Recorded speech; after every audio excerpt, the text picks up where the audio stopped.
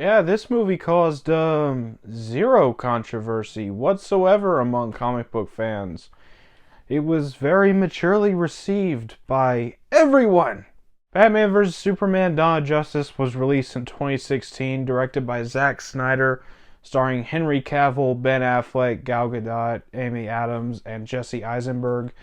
And yeah, this was a pretty controversial movie upon release, and it still is for some reason. People just can't seem to stop talking about this movie even 7 years later. So yeah, like I said, I'm going to power through all these movies in a review series leading up to The Flash. So let's go ahead and start off this review, starting off with the good. And I still have a lot of stuff that I like about this movie. First of all, Henry Cavill is really great as Superman, like he was in Man of Steel. Personally, I think this is his best performance as Superman. It felt very human, very emotional, and I just really love the way he handles all the emotions that Superman goes through in this movie. And you can't talk about this movie without bringing up Ben Affleck as Batman, because he is absolutely terrific as Batman. He's not my absolute favorite live action Batman, but he still does a great job for the stuff that he's given throughout the films that he appears in. And this was one hell of a debut. This was just an amazing introduction to his version of Batman. He's brutal, he's badass, he's very intimidating, and I really love his dialogue, especially even as Bruce Wayne. He felt very animated series Bruce Wayne with the way he looked and the way that he spoke with people. And then you have Amy Adams back as Lois Lane, and she does a really great job. She has her own little plot within this movie that goes on, and it's not a bad plot. It's just the weakest of all the subplots in this movie. But she does a really great job. I really love her chemistry with Henry Cavill. Also, forgive the poor lighting in this video. I don't have my ring light on because it doesn't want to work right now. But either way, back to what I was saying.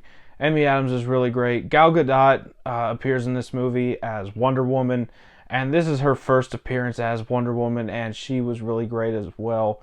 She doesn't come into play as Wonder Woman until the third act, but she still does a really great job. And like with Ben Affleck, this was one hell of a debut. And you also have Lawrence Fishburne back as Perry White.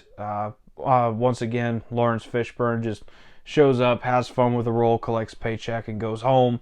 I really loved the way he played the character. He was funny and serious at the same time. And also, I gotta give credit where credit's due. Jeremy Irons was a pretty damn good Alfred. Not my favorite Alfred, but he still does a really great job.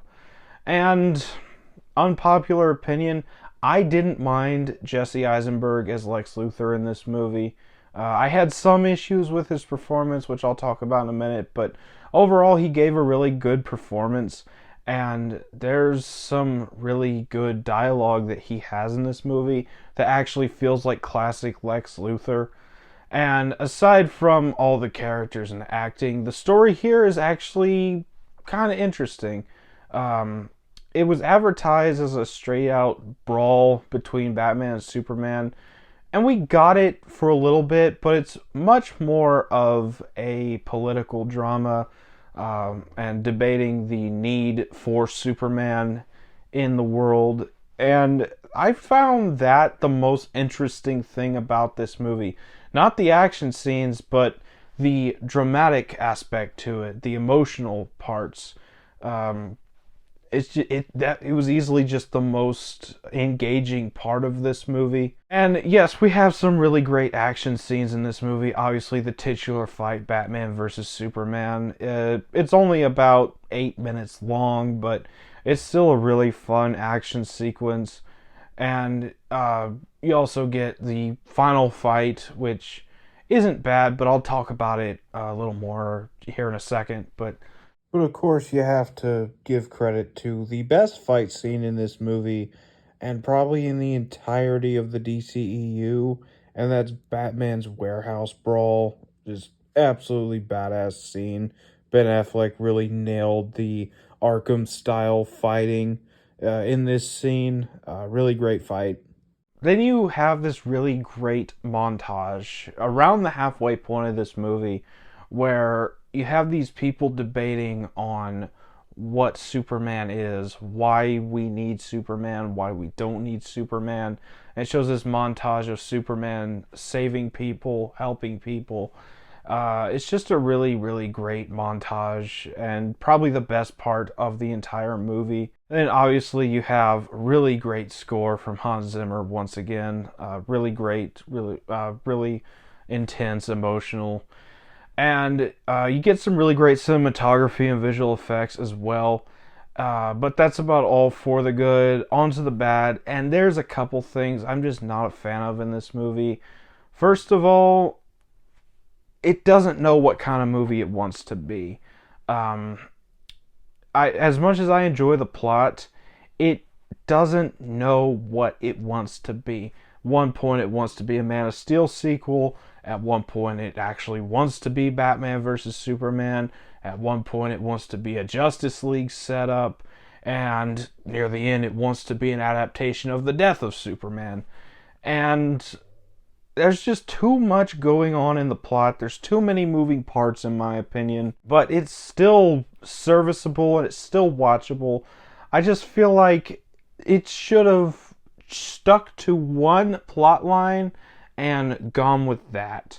And the thing with the Justice League setup is it's because Warner Brothers wanted to rush out a connected universe instead of taking the time to earn a connected universe like Marvel did. They just wanted to catch up and rush it out. And I feel like that really hurt this movie in the long run because instead of fleshing out all these characters, you get this rushed setup that leads straight into Justice League. And then the whole thing where they have to fight Doomsday at the end, like I said, it just turned into a Death of Superman adaptation, but not a proper one in the third act. And while Superman's death was pretty well handled, it just still felt a little, I don't know, pointless because he just comes back in Justice League. And yes, I'm aware that his death is the catalyst that sets in motion the events of Justice League, but I don't know, it just felt a little useless in the long run since they brought him right back. And also, some of the ways that Lex Luthor is handled in this movie. Like I said, there's some great dialogue that feels like classic Lex in this movie, but at the same time, he's a little too eccentric for Lex Luthor in my opinion. He felt a lot more like Riddler or Mad Hatter, and I know that a lot of people point that out, but he really does. Like I said, Jesse Eisenberg still gave a really good performance. It just didn't feel like classic Lex Luthor, and I know that this was meant to be Lex Luthor's origin story, and he was supposed to be more like classic Lex in the future films. But since we don't get those future films now, it's just a hanging thread that I have to point out. But that's about all for the bad. On to the final thoughts. I still enjoy this movie, even with its flaws. It's just a fun movie. Really fun to see Batman and Superman on the screen in live action for the first time together. And yeah, Batman vs. Superman Dawn of Justice is not perfect by any means, but it's still fun, and I'm going to give it a 7 out of 10. So that was my thoughts on Batman vs. Superman Dawn of Justice. Have you seen this movie? Let me know down in the comments what you thought about it. As always, if you enjoyed this video, don't forget to like, comment, subscribe, and I'll see you all next time.